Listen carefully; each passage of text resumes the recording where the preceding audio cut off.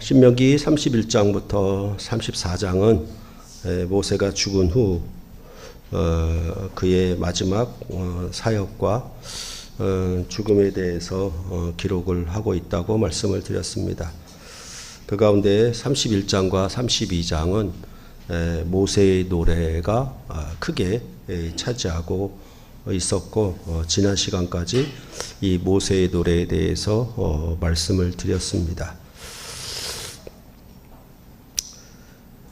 모세의 노래를 통해서 여호와 하나님이 이스라엘 백성에게 이 노래가 증거가 되도록 그렇게 하늘과 땅을 불러서 이 노래를 그 입에 가르쳐 부르도록 하겠다라고 하셨습니다. 그러면 이 모세의 노래가 항상 입에 있어서 노래를 부름으로 하늘과 땅의 증거가 되는 내용은 뭐냐 라는 점에 대해서 전체적으로는 반석이신 여호와 하나님처럼 이스라엘 백성도 그 앞에서 반석이 되라고, 즉 그 반석은 진실함인데 하나님의 진실하심처럼 너희도 진실함이 되라고 그렇게 말씀을 하고 있는 것입니다. 그러니까 이스라엘의 모든 역사 속에서 이스라엘이 거듭 거역하고 패역을 범하였어도 하나님은 끝까지 진실하셔서 자기 백성을 어린아이에서 장성한 어른으로 성장시키시는 그 하나님 나라의 경영을 다 이루어 가는 것처럼 너희도 하나님 앞에서 진실한 반석이 되라, 이렇게 말씀하셨습니다. 그래서 이것의 궁극적인 성취는 베드로가 예수 그리스도를 고백할 때 너의 이름을 베드로라, 반석이라 하라라고 한 데서 성취가 되었다라고 말씀을 드렸습니다. 그런 부분들로 우리가 예수를 믿을 때 그냥 우리가 뭐 다른 종교를 믿는 것이 아니라 우리는 예수교를 믿어라는 그런 아주 1차원적인 그런 얘기가 아닙니다. 그래서 믿음이냐 행위냐 그런 또 2차원적인 얘기도 아닙니다. 하나님이 우리로 예수를 믿게 하는 것은 예수가 은혜와 진리가 충만하신 그런 분인 것처럼 우리도 은혜와 진리가 충만한 백성으로 하나님의 사람으로 그렇게 살라고 말씀하는 것이라고 할 수 있겠습니다. 그러니까 예수를 믿는다라고 하는 것은 예수의 진실하심이 우리에게 함께해서 우리도 그와 같이 진실함으로 살아가는 것, 그렇게 말할 수도 있는 것입니다. 그런 것은 물론 가짜냐 진짜냐 이런 얘기가 아니라 하나님의 언약의 약속을 반드시 성취하시는 그런 진실함, 그 진실함이 우리에게 항상 있어야 한다라는 것입니다. 그래서 이 진실함을 무너뜨리는 것은 바로 죄의 권세인 것이고 사탄의 회방이라고 할 수 있겠고, 이 진실함을 끝까지 이루어내는 것은 바로 예수를 믿는 백성 가운데 하나님이 강한 진리의 말씀으로 우리를 붙드는 것이다 라고 할 수가 있겠습니다. 그렇게 볼 때 예수를 믿는다는 것은 단순히 신의 존재를 믿는다라는 것이 아니라 이제는 철없는 어린아이가 아니라 철든 어른으로서 하나님 나라의 그 시대의 경영에 맞게 우리를 하나님 앞에 자기 자신을 드리는 그것이 우리의 구원이고 생명이다라고 말할 수 있는 것입니다. 그런 부분들을 우리가 성경을 통해서 잘 새겨 들었으면 좋겠습니다. 왜냐하면 정말로 그 거짓 선생들이 너무나 많기 때문에 그렇습니다.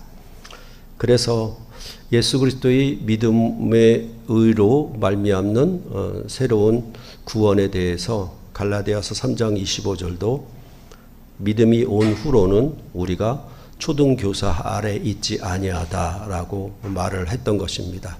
더 이상 모세의 율법이 가르치는 초등학생을 가르치는 그런 가르침 하에 있지 아니하다라고 말씀을 하였던 것을 우리가 더더욱 잘 기억했으면 좋겠습니다. 오늘 본문의 말씀은 설교 제목에 있는 것처럼 모세의 마지막 권고 아니면 유훈 뭐 그렇게 말할 수가 있겠고, 그 다음에 두 번째 내용은 이제 모세의 죽음에 대한 예고가 나와 있습니다. 그런 다음에 모세가 이제 죽기 전에 이스라엘 자손들을 축복하는 내용이 33장에 이어지고 있습니다. 그렇게 볼 때 오늘 본문 45절에서 말하는 바와 같이 모세가 이 모든 말씀을 이 온 이스라엘에게 말하기를 마치고라고 하는 것은 앞에 있는 모세의 노래를 가리키는 것인가, 아니면 31장 24절에 모세가 이 율법의 말씀을 다 책에 써서 마친 후에를 가리키는 것인가를 생각해 보아야 할 것입니다. 그럴 때에 앞에 있는 바로 앞에 있는 모세의 노래를 가리킨다고 하기보다는 모세가 신명기를 통해서 말씀한 전체적인 내용을 말한다라고 보는 것이 좋겠습니다. 그래서 신명기는 크게 세 부분인데 1장 1절부터 4장 43절, 그리고 4장 44절부터 29장 1절, 그 다음에 29장 2절부터 34장 이렇게 나눌 수 있는데, 그 안에 중심되는 4장 44절부터 29장 1절까지 모압에서 갱신된 그 전체적인 언약의 말씀을 이 모든 말씀으로 얘기하는 것으로 보는 것이 우리가 좋겠습니다. 그래서 이 모든 말씀을 이스라엘 백성에게 말하기를 마치고, 모세는 46절이 말하는 바와 같이 이 모든 말을 마음에 두고 자녀에게 명령하여서 이 말씀을 지켜 행하게 하라고 그렇게 말했습니다. 그리고 이것을 지켜 행해야 할 이유에 대해서 47절에서 말해주는데, 이는 너희에게 헛된 일이 아니라 너희의 생명이니 이 일로 말미암아 너희가 요단을 건너가 차지할 그 땅에서 너희의 날이 장구하리라 라고 말하고 있습니다. 그러니까 우선 이 율법은 모세가 말씀한 이 모든 말씀은 너희뿐만 아니라 너희 자녀들에게도 가르쳐야 되고 그들도 함께 행해야 되는 것이며, 그로 말미암아 이것은 절대로 헛된 일이 아니라 너희의 생명이다 라고 말하고, 그 다음에 너희가 요단강을 건너가 얻을 땅에서 너희의 날이 장구하게 되는 그런 말씀이다라고 말을 해 주었던 것입니다. 그럴 때에 앞에도 말씀드렸던 것처럼 1장 1절부터 43절 앞에 첫 번째 신명기의 첫 번째 부분, 그리고 세 번째의 마지막 부분은 이렇게 서로 앞과 뒤에서 상응을 하고 있습니다. 그런 부분들을 우리가 생각해 본다면, 모세는 왜 이 모든 말씀을 마음에 두고 지켜야 행해야 되는지, 또한 그것이 헛된 일이 아니고 생명이라고 하는지에 대해서 우리는 생각해 볼 필요가 있는데, 그것에 대해서 이미 그 첫째 부분에서 이미 말씀을 했습니다. 그러니까 이 모든 말씀을 너희가 지켜 행하는 것이 헛된 일이 아니고 생명이다라고 하는 것에 대하여 앞에서 이미 얘기를 했어요. 그러니까 이것은 이 모든 말씀을 지키면 너희에게 구원이 있어, 너희에게 생명이 있어 라고 하는 어떤 개념적인, 그러니까 이것은 어떤 새로운 지식을 습득해서 너희 마음에 새겨라, 이건 놀라운 교훈이니까 지식이니까 새겨두어라 라는 의미로 말하는 것이 아니라, 그 앞에 그 첫 번째 부분에서 말할 때에는 역사적 경험을 두고 하는 말이었어요. 뭐냐 하면 이스라엘 백성이 가데스 바네아에서 이 율법의 말씀을 거역한 일을 두고 하는 말이거든요. 다시 말해서 가데스 바네아에서 이스라엘 백성들이 가나안 땅에 들어가기를 거역했을 때 그들에게는 출애굽 1세대의 군인들이 38년 동안 광야에서 다 죽게 되는 그런 역사가 일어났었거든요. 그러니까 이 모든 말씀을 지켜 행하느냐에 따라서 죽음이냐 생명이냐라고 했을 때 이것은 단순히 너에게 좋아, 너에게 기뻐, 너에게 복이야라는 정도의 차원이 아니라 이거는 역사적인 사실을 두고 얘기하는 것이어서 이것을 지키지 않으면 너희가 광야에서 출애굽 1세대가 죽은 것과 같이 되는 거야. 이것을 지키면 그러나 너희에게는 생명이야. 가나안 땅에 들어가 너희의 날이 장구하게 되는 생명이야 라고 그렇게 말씀을 하고 있다라는 것입니다.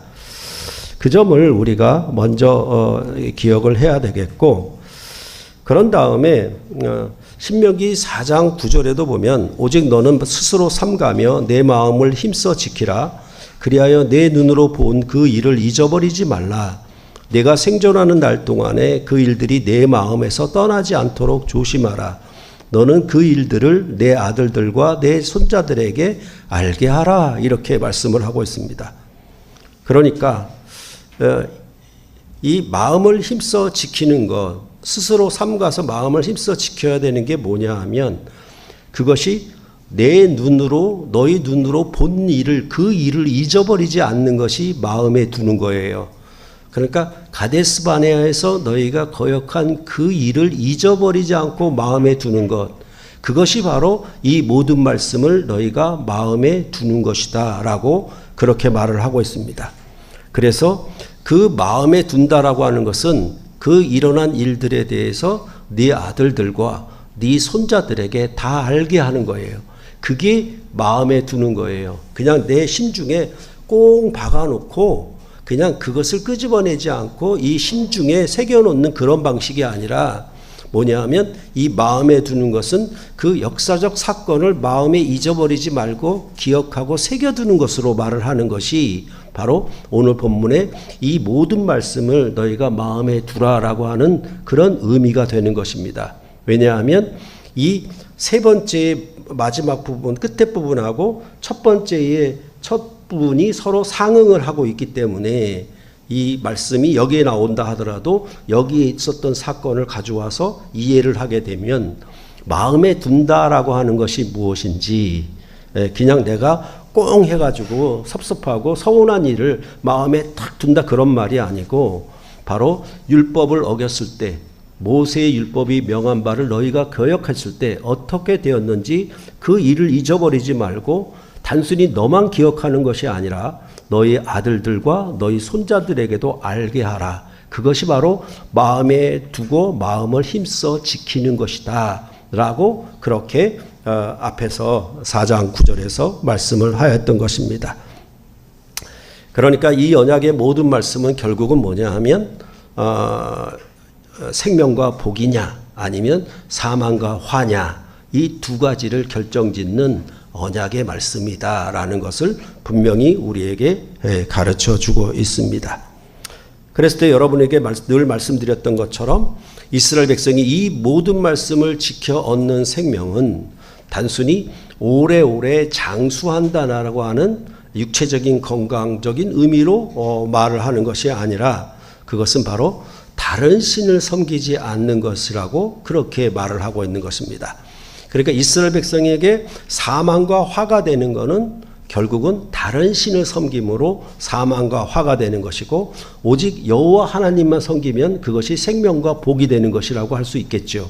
그 말의 의미는 뭐냐 하면 이것이 생명이 된다라고 하는 것은 이 언약의 말씀으로 너희가 여호와 하나님과 더불어 교제하는, 함께 더불어 사는 삶을 계속 살아가는 것이 너희의 생명이다라고 그렇게 말을 하고 그 생명의 날이 장구하리라 이렇게 말씀을 하는 것이 이 전체적인 이 성경이 말하는 생명과 구원, 이런 개념을 우리가 이해하는 바른 접근이라고 할 수가 있는 것입니다.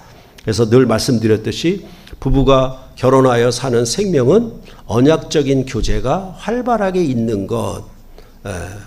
그래서 항상 언약의 말씀으로 매일매일 서로 교제함이 부부간의 생명인 것처럼 부부간에 사는 그런 생명의 언약적 교제가 바로 이 율법 말씀을 지키는 것은 내가 1항 지켰고 2항 지켰고 3항 지켰다라는 그런 얘기가 아니라 이 모든 말씀을 지켜 행하는 것의 근본적인 의미는 뭐냐면 여호와 하나님과 더불어 사는 부부가 함께 사랑의 언약으로 한 집에서 먹고 마시는 삶을 살아가듯이 그것이 생명이듯이 바로 이러한 생명이 너희에게 장구하게 된다라고 말을 하고 만약 이방신을 섬기게 되면 그 땅에서 쫓아내버리게 되는 것이죠.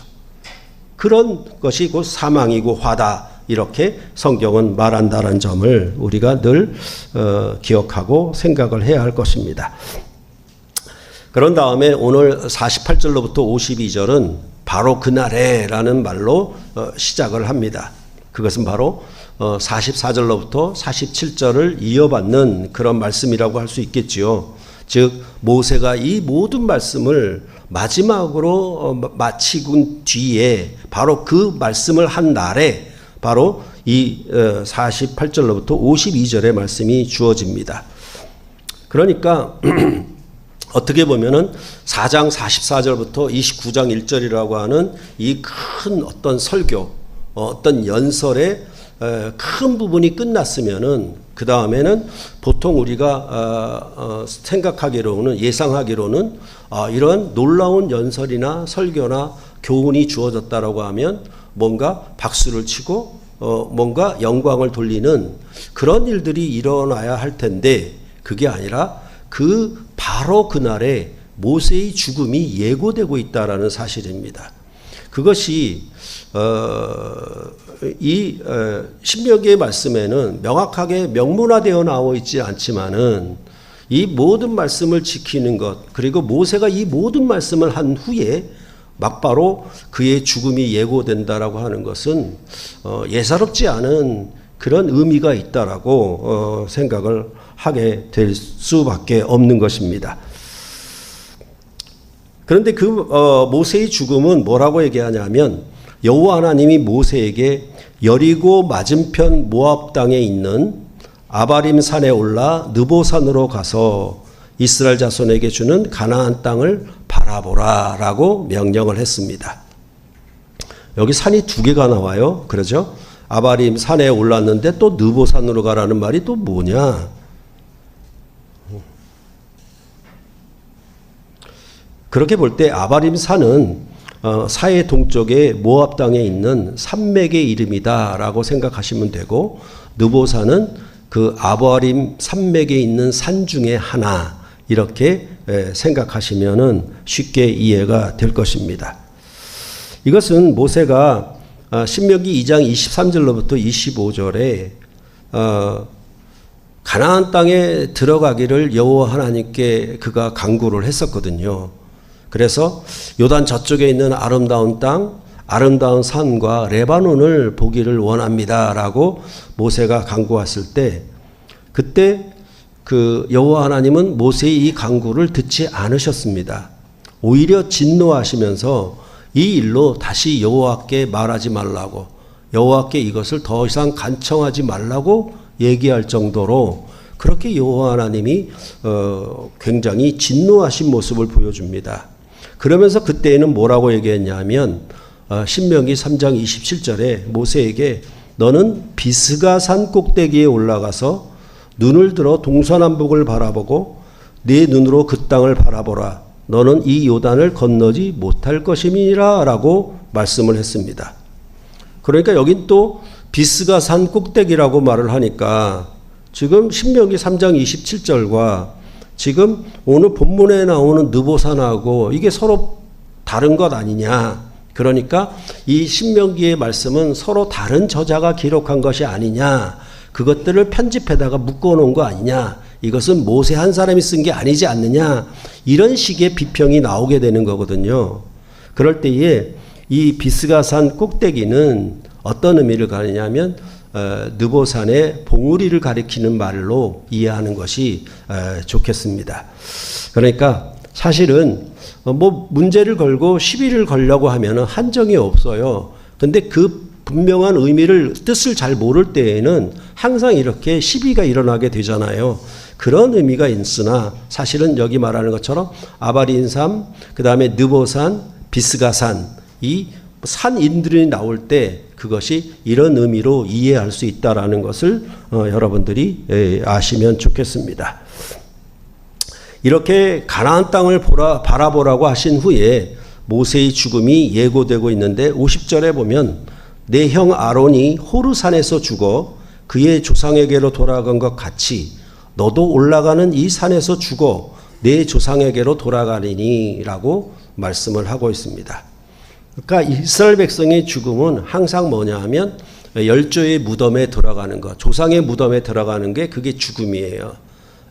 그러지 않고 열조의 무덤에 들어가지 않으면 마치 지옥에 들어가는 것처럼 저주를 받은 것이거든요. 그러니까 다윗도 죽어서는 열조의 무덤에 들어간 것이에요. 다시 말해서 아론이 죽어서 조상에게로 돌아간 것 같이 너도 너 형 아론처럼 조상에게로 돌아가라라고 하는 것은 모세의 죽음을 가리켜서 하는 말인 것입니다. 그리고 나서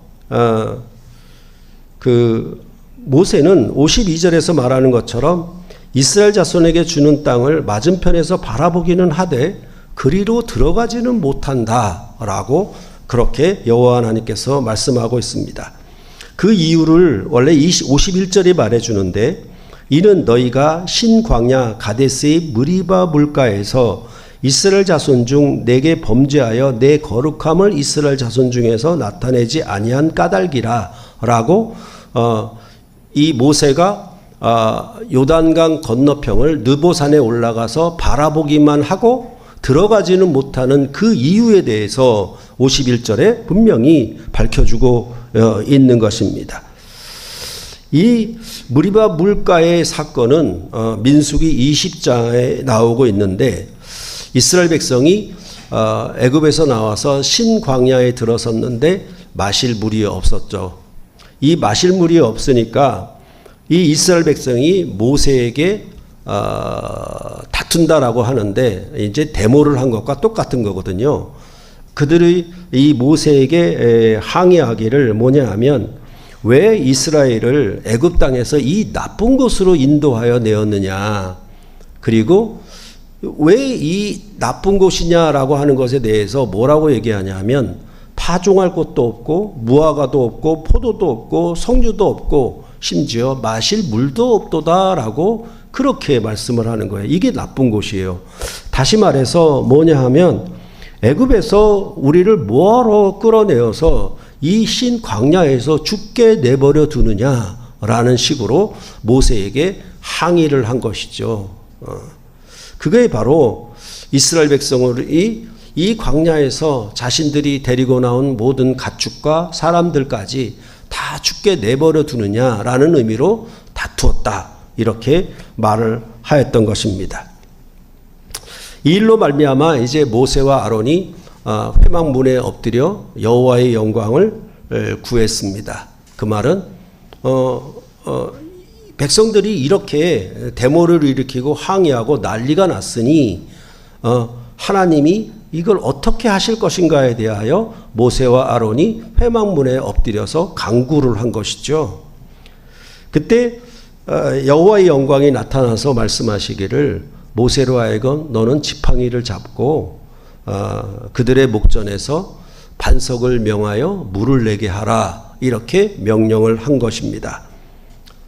그래서 이 명령대로 모세는 지팡이를 잡고 회중을 반석 앞에 모으고 민수기 20장 11절에 보면 모세가 그의 손을 들어 그의 지팡이로 반석을 2번 치니 물이 많이 솟아오므로 회중과 그들의 짐승이 마시니라 라고 말을 하고 있습니다. 그러니까 지금도 폭염이 계속되고 논바닥이 마르고 하면은 이게 다 어떻게 해요? 왕에게로 항의가 가게 되겠죠. 그러니까 왕은 기우제를 지내게 되어 있지 않습니까? 그러니까 이 마실 물이 없다는 얘기는 생명이 끊어진다는 얘기고 죽게 되는 것이기 때문에 백성이 가만히 있지 않죠. 그런 면에 있어서 모세가 분명히 지팡이를 잡고 반석을 2번 쳐서 물이 솟아나니까 짐승과 사람들이 다 먹었어요. 마셨어요. 그러면 일단락된 거 아니에요? 그들이 원하는 바를 다 이루어줬고 다투는 바를 해결해 줬으니까 민원이 해결된 거지 않습니까? 그러면 잘 끝났다. 이제 모든 것이 원만하게 해결되었다라는 의미로 끝나야 될 터인데 그게 아니에요. 그러니까 민수기 20장 11절에 짐승과 사람들이 다 마시게 되었다라고 말하면서 막바로 12절에 여호와 하나님이 크게 진동한 얘기가 나옵니다. 그 민수기 20장 12절에 여호와 하나님은 모세와 아론에게 너희가 나를 믿지 아니하고 이스라엘 자손이 목전에서 내 거룩함을 나타내지 아니한 고로 너희는 이 회중을 내가 그들에게 준 땅으로 인도하여 드리지 못하리라고 대단히 노하신 거예요. 그러니까 당연히 물이 없어 죽게 되었는데 물을 마시게 되었으니까 뭡니까? 그 분수가 터지는 것처럼 그 안에서 막 아이들이 뛰노는 것처럼 그렇게 대단한 기쁨과 생명을 죽을 뻔하다가 생명을 얻었으니까 놀라운 기쁨과 환호로 이어져야 되는데 그게 아니라 여호와 하나님의 진노가 즉시에 나타난 거예요. 그건 뭐냐 하면 너희가 모세와 아론이 이스라엘 백성의 모든 회중의 목전에 그들 눈앞에서 여호와 하나님의 거룩함을 나타내지 아니했다. 그러니까 너희는 이제 이 백성을 가나안 땅에 데리고 들어가지 못할 것이다. 아울러 너도 못 들어간다라는 얘기가 되겠죠. 그러니까 이게 바로 무리바 물 사건이에요. 그러니까 이것을 오늘 본문에서도 모세의 형 아론이 호르산에서 죽어서 조상에게 갔거니와 그와 같이 모세 너도 여기 느보산에서 죽어서 조상에게로 돌아간다는 얘기. 즉 형 아론의 죽음과 모세의 죽음을 같이 놓고 하는 얘기예요. 형이 죽은 것처럼 너도 죽을 거야. 이렇게 얘기가 된 것이죠. 그런데 여러분도 참 이런 본문을 읽을 때 성경을 좀 마음껏 정말 진실하게 정직하게 한번 읽어보고자 겨룩한 결심을 하고 읽을 때 바로 이렇게 본문들이 나오면 굉장히 당황하고 어렵지요. 이런 사건이 즉 이 무리바 물 사건이 이토록 중대한 사건인가, 모세와 아론이 가나안 땅에 들어가지 못할 사건인가, 그것에 대해서 당연히 의문점을 가질 수밖에 없습니다. 여호와 하나님이 진노한 까닭은 앞서 말씀드린 것처럼 이스라엘 회중의 목전에서 여호와 하나님의 거룩함을 나타내지 아니한 연고 때문이라고 분명히 밝혀주고 있기 때문에 그렇습니다. 이 원인에 대해서 이미 여러분께 여러 번 말씀을 드렸지만 오늘도 다시 한번 말씀을 드리도록 하겠습니다. 여호와 하나님은 분명 지팡이를 잡고 반석을 명하여 물을 내라고 했습니다. 그게 명령이에요. 그러니까 항상 군대에 가게 되면 상관이 명령을 하면 그대로 복창을 해야 되거든요. 토시 하나 바꾸지 말고 그대로 복창을 해야 되는 겁니다. 그게 첫 번째 조건이에요. 명령을 지켜 상관의 명령에 복종하느냐 안 하느냐 먼저 해야 될 게 뭐냐 하면 복창이에요. 상관이 이렇게 명령한 것에 대하여 그대로 1.1획 틀림이 없이 그대로 복창을 해야 되는 거예요. 그런데 모세가 지팡이를 잡고 어떻게 했냐면 반석을 명령하여 물을 내게 하라 그런 것이 아니라 반석을 2번 쳤단 말입니다. 그래서 물을 내게 한 거예요. 이게 문제가 있는 겁니다. 이게 뭐냐 하면 온 이스라엘이 보는 회중 앞에서 여호와 하나님의 거룩함을 나타내지 아니한 거예요. 다시 말하자면 이 모세와 아론이 온 이스라엘 회중 앞에서 자신들의 거룩함을 나타낸 거예요.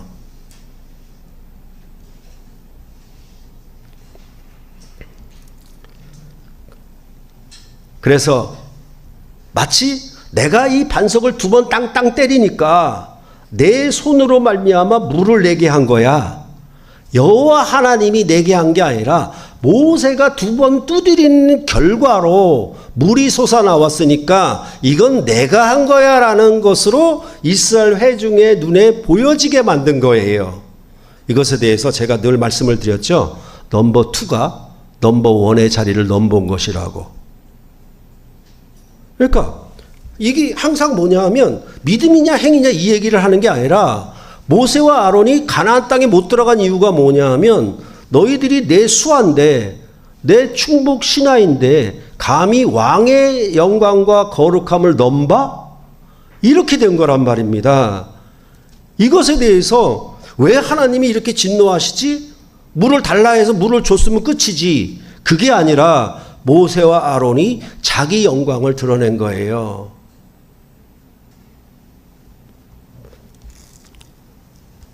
이거는 어느 나라 어느 시대나 다 마찬가지죠. 저는 우리나라의 국무총리 자리가 영광은 있지만 매우 어려운 자리라고 생각을 합니다. 자칫 잘못하다가는 국무총리가 대통령보다 높아지기 십상이기 때문에 그렇습니다. 지금 우리나라의 민주당 당대표 선출하는 일에도 당대표로 나서는 이 후보자들이 절대로 대통령보다 높은 위치에 서려 하지 않습니다. 굉장히 조심해야 되는 문제들이죠. 조선시대이든 아니면 현재 대한민국의 시대이든 또 이 세계의 어느 나라 어느 시대 어느 왕조이든 넘버 1의 자리를 넘버 2가 넘본다라고 하는 것은 그건 반역입니다.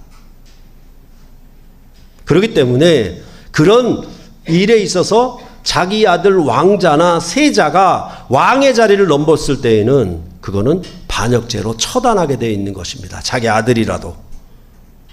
그러니까 이런 하나님 나라적인 얘기를 성경을 하고 있는데 이것을 그냥 내 마음의 믿음이냐 행위냐 이런 식으로만 얘기를 하고 있으니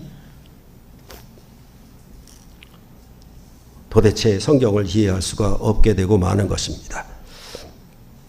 이러한 민수기 20장의 사건은 민수기 27장에 또 반복이 됩니다. 그것을 다시 거론을 해요.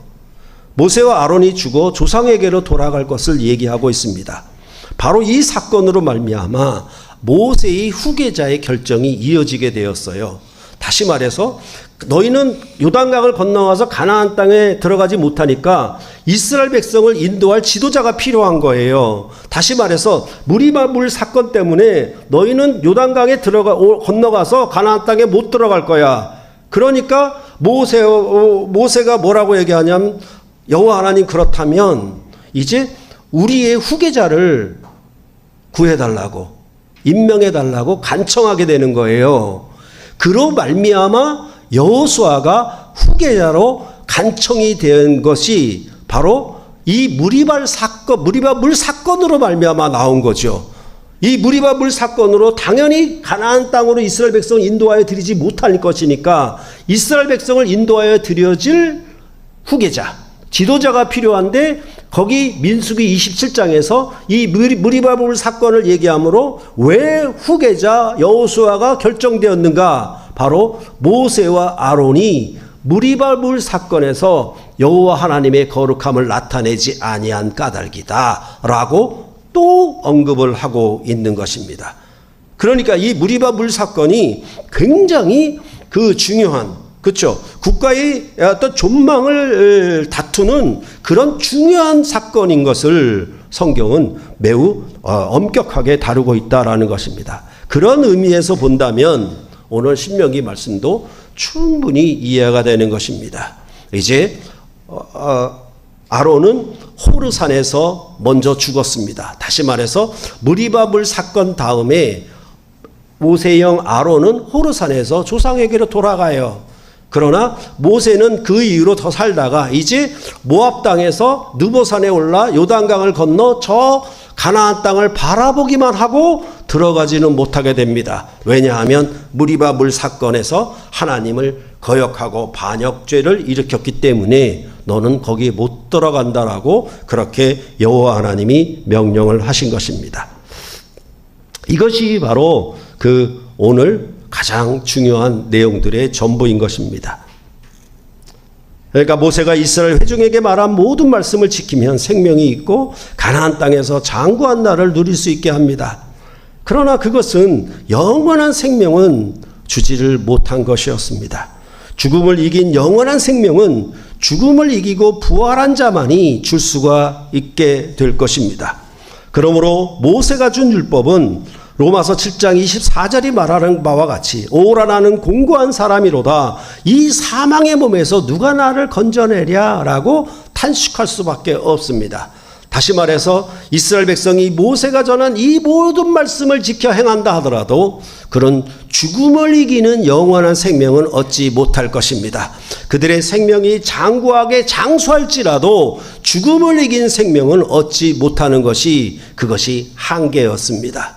그것은 바로 모세가 스스로 자기도 자기 죽음을 이기지 못하고 자기 범죄로 인하여서 가나안 땅에 들어가지 못한 그런 한계가 있는 것처럼 모세가 준 율법 자체도 죽음을 이기는 영원한 생명의 말씀은 되지를 못했다라고 그렇게 신약에서는 말씀을 하고 있는 것입니다. 그런데 예수님은 이와 다르게 진실로 진실로 너희에게 이르노니 사람이 내 말을 지키면 영원히 죽음을 보지 아니하리라 라고 요한복음 8장 51절에 말씀을 하셨습니다. 이렇게 죽음을 보지 않는 생명에 대하여 말씀할 수 있는 까닭은 무엇인가? 그것에 대해서 예수님이 뭐라고 얘기하시냐면 8장 50절에 나는 내 영광을 구하지 아니하니 구하고 판단하시는 이가 계시느니라 라고 말씀을 하고 있는 것입니다.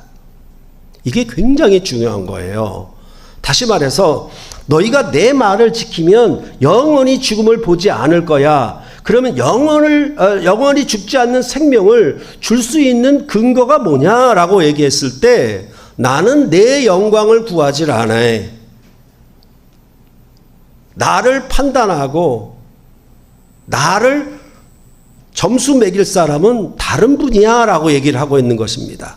여러분들이 무슨 생각을 하셔야 되냐면 예수님이 요단강에서 세례를 받은 후에 즉시로 광야에서 40일간 금식한 후에 마귀에게 시험을 받는 것이죠. 그 시험의 세 가지 전부가 다 뭐였습니까? 자신의 영광을 나타내지 아니한 거였어요. 나는 내 영광을 구하지 아니한 거였어요. 오직 하나님 아버지의 영광만을 구한 것이었어요. 똑같이 예수님이 십자가에 죽으시기까지 그가 나타낸 영광은 뭐였냐면 자신의 영광과 권세는 하나도 드러내지 아니한 거예요. 이게 모세와 엄청나게 다른 점이라는 얘기입니다. 다시 말해서 모세가 아론이 무리바 물 사건에서 여호와의 거룩함을 나타낸 것이 아니라 자기의 영광을 나타낸 것이에요. 그로 말미암아 그는 가나안 땅에 들어가지 못했는데 예수님은 철저하게 자기 영광과 자기 권세와 자기 교훈과 말씀을 하나도 나타내지 아니한 것입니다. 그게 하나님의 아들의 사역이었습니다. 예수님이 자기 영광을 구하지 아니한 것은 곧 어떻게 한 것이냐라고 할 때 요한복음 7장 16절로부터 18절에 보면은 예수께서 대답하여 이르시되 내 교훈은 내 것이 아니야. 나를 보내신 이의 것이야. 사람이 하나님의 뜻을 행하려고 하면 이 교훈이 하나님께로부터 왔는지 내가 스스로 말함인지 알 거야. 스스로 말하는 자는 자기 영광만 구하되 보내신 이의 영광을 구하는 자는 참되니 그 속에 불의가 없느니라 라고 말씀을 하였던 것입니다. 이 말씀이 뭐냐 하면 예수님의 모든 사역은 그가 독생하신 하나님의 아들이니까 아이고 귀중한 독생자네 그런 얘기를 하려는 게 아니라 뭐냐 하면 이 독생자 안에서 무엇만을 나타내냐 하면 하나님 아버지만 그의 말씀과 그의 교훈과 그의 권세와 그의 가르침만 드러낸 분이 바로 누구냐? 독생자라는 얘기입니다. 그게 하나님 아버지 품속에 있는 독생하신 하나님이 나타나셨다라는 표현이 뭐냐 하면 하나님 아버지 품속에 있는 독생하신 하나님이니까 하나님 품속이 이 아들로 말미암아 다 드러나게 한 거예요. 그러니까 이 아들은 하나님 품속을 다 보여주는 거예요. 다 나타낸 거예요. 어떻게? 자기 영광을 하나도 구하지 않은 것입니다. 내 교훈은 내 거 아니야. 나를 보내신 이의 거야. 내 영광은 내가 스스로 구하는 것이 아니야. 그것은 불의함이야. 내 영광을 구하지 않고 나를 보내신 이의 영광을 구하게 되면 그거는 참이고 불의한 것이 아니야 라고 그렇게 예수님이 말씀을 하신 것입니다. 말씀드린 것처럼 예수님은 분명 하나님의 아들로서 하나님과 동등한 권리가 있고 권위가 있음에도 불구하고 자기 권세와 자기 말씀이 있는데도 불구하고 그것들을 전혀 나타내지 않으신 것입니다. 오직 자기를 보내신 하나님 아버지의 권세와 교훈만을 나타내셨습니다. 영생을 주기 위해 하나님 아버지의 뜻에 죽기까지 복종하셨습니다. 영생을 주시려는 하나님 아버지의 명령을 그대로 지켜서 아버지께 영광을 돌렸습니다. 하나님 아버지가 세상을 이처럼 사랑하심을 독생자를 보내셔서 나타내셨는데 그것은 뭐냐 하면 자기 영광과 자기 권세와 자기 교훈을 드러내는 것이 아니라 오직 하나님 아버지의 영광과 권세와 교훈만을 드러내는 것이 하나님이 독생자를 보내신 영광 그것이었고 하나님은 이 아들 안에서 자기 영광을 하나님이 이 죄인을 이 세상을 얼마나 사랑하시는지 이 아들 안에서 하나님 아버지의 사랑을 확증했다라고 그렇게 말씀하는 것입니다. 거기에는 아들의 것이 조금도 섞여 있지 않았다. 이렇게 말씀하는 것이 바로 요한복음의 전체적인 내용인 것입니다. 그래서 예수님은 죽은 자 가운데서 먼저 일어나신 영광을 아버지께로부터 받으셨다라고 말씀을 하고 있는 것입니다. 그로 말미암아 하나님 아버지께서는 주님의 사람들을 그에게 주셨고 아들은 아버지로부터 받은 성령을 그의 백성들에게 부으셨다라고 말씀을 하고 있는 것입니다. 그러니까 이렇게 아버지와 아들이 하나가 되었잖아요. 아들이 아버지의 권세와 아버지의 말씀과 아버지의 교훈과 아버지가 하는 일만을 나타내서 이 말씀을 지키는 자에게 영생을 주려는 하나님의 아버지의 목적을 그가 다 이루셨거든요. 그러니까 아버지와 아들은 하나인 거예요. 이 아버지와 아들을 하나로 묶어주는 게 뭐냐? 바로 성령인 것입니다. 그래서 성령을 교회에 부어주시는 것입니다. 이것을 아들의 영이다, 진리의 영이다, 은혜와 진리가 충만하다, 이런 방식으로 표현을 하고 있는 것입니다. 이 일을 예수님은 아버지께로 갔다가 다시 오심으로 이루셨습니다. 그는 자기 죽음 때문에 가나안 땅을 들어가지 못한 모세가 아니라 그는 하나님 아버지를 죽기까지 복종하셔서 하나님 아버지의 뜻을 다 이룸으로 말미암아 죽음의 권세에도 불구하고 그는 하나님 아버지의 뜻을 그의 거룩함과 영광과 이 죄인들을 사랑하심을 나타내 보이시려고 끝까지 순종하셨고 그로 말미암아 그는 죽은 자 가운데 일어나서 하나님 보좌 우편에 오르시는 영광을 아버지께로부터 받았다라고 그렇게 성경은 말씀을 하고 있는 것입니다. 이 아버지께로 갔다가 오심으로 말미암아 이제 성령을 교회 안에 부으셔서 이제는 하나님 아버지와 아들이 가지는 영생의 관계, 이 둘의 언약적 관계를 이 성령 안에서 교회에게 선물하신 거예요. 하나님 아버지와 아들이 사랑하심으로 온전한 언약적 관계, 은혜와 진리가 충만하고 둘의 그 언약에 진실하신 그 관계를 바로 이 성령 안에서 나와 아버지가 하나이듯이 너희도 내 안에서 아버지 안에서 하나가 되어서 아버지와 나와 교회가 하나가 되는 역사를 만들어내셨다라고 요한복음은 말을 하고 있는 거예요. 그렇기 때문에 이 성령 안에서 거듭나서 하나님의 친자녀들이 되었다, 아들들이 되었다라고 선언하는 것이고, 하나님의 아들을 믿는다라고 하는 얘기는 그래 저기 부처도 있고 예수도 있으니까 나는 예수를 믿었다는 얘기가 아니라, 모세는 자기 영광을 나타내고 자기 거룩함을 나타낼지언정 예수는 오직 아버지의 영광과 거룩함을 나타낸 그분이니 그 아들을 믿는 백성들에게 그 아들의 영을 부어서 아들처럼 살 수 있는 그 생명, 즉 아버지와 아들이 함께하는 영생의 관계를 이제 아들이 가르친 말씀을 지켜 행하는 자에게는 죽음을 영원히 보지 아니하리라는 그런 생명의 언약의 말씀이 주어지는 것이라고 그렇게 요한복음은 우리에게 말씀해 주고 있는 것입니다.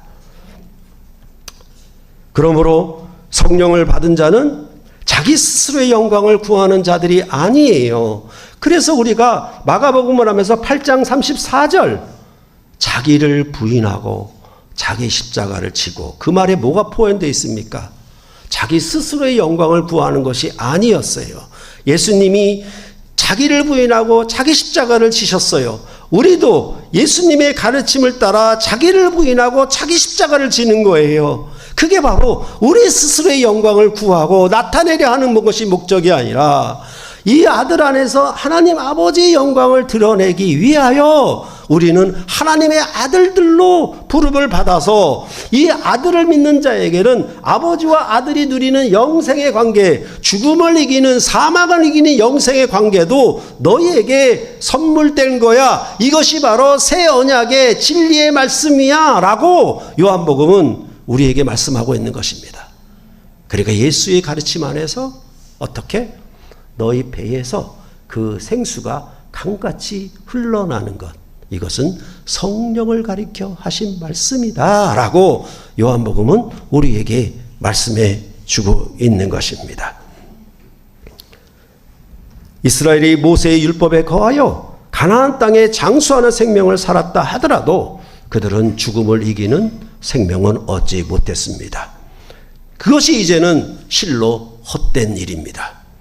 전도서가 말하는 것처럼 헛되니 헛되도다라고 말할 수밖에 없는 땅의 영광과 썩어질 영광을 구하는 것이었기 때문에 그것은 진정 헛된 것에 불과할 것이고 그것은 생명이 아닐 것입니다.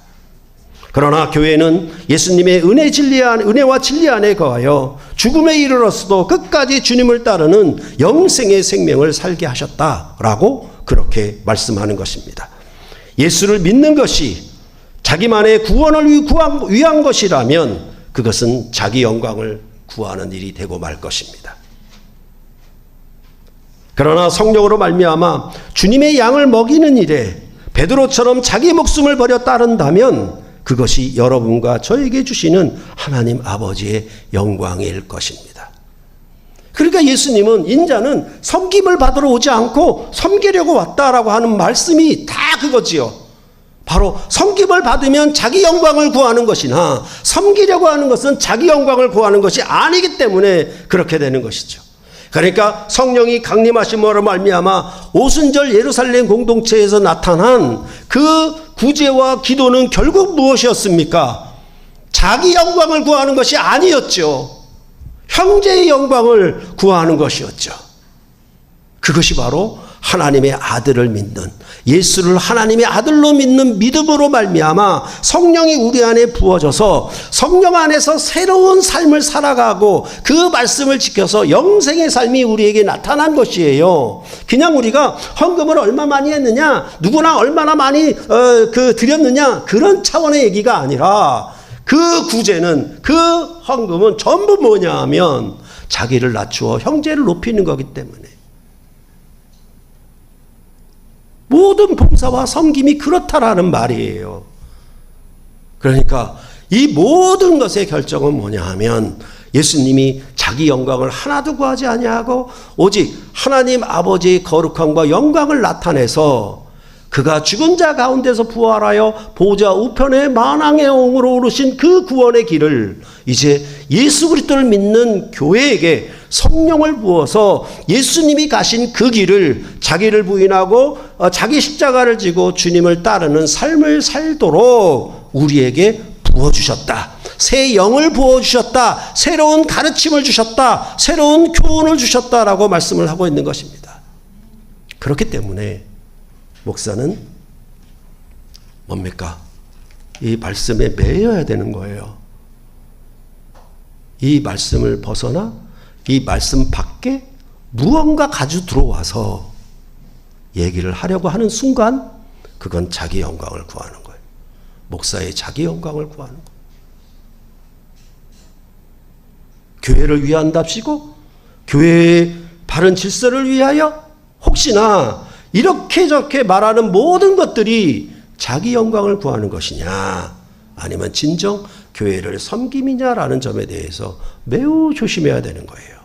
우리는 자기가 옳다 하는 것 때문에 우리는 자기 영광을 스스로 구하기가 매우 쉽습니다.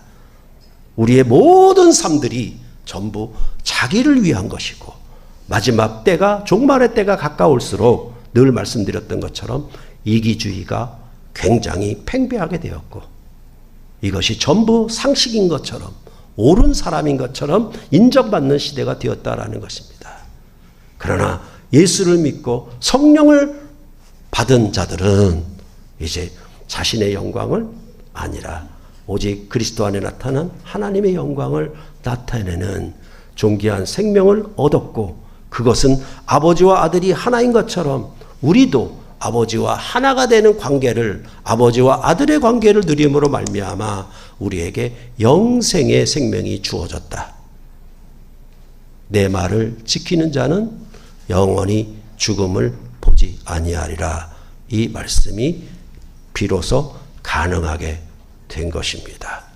여러분이 어느 자리에, 어느 위치에 있든지 형제와 자매끼를 섬기고 내 스스로의 영광을 구하는 것이 아니라 하나님 아버지의 영광을 나타내므로 우리가 스스로 반역자의 길에 들어서지 말고 참으로 하나님을 순종하는 예수 그리스도 하나님의 아들을 본받아 하나님이 우리를 사랑하신 것처럼 형제를 사랑함으로 여러분이 영원한 생명의 관계에 이르게 되고, 그 생명은 절대로 이방의 사망의 권세가 빼앗지 못한다. 넉넉히 세상을 이긴다라고 로마서는 우리에게 말씀해 주고 있는 것입니다. 이러한 생명이 샘물길 교회 안에 풍성히 넘치기를 간절히 소망합니다. 기도하시겠습니다.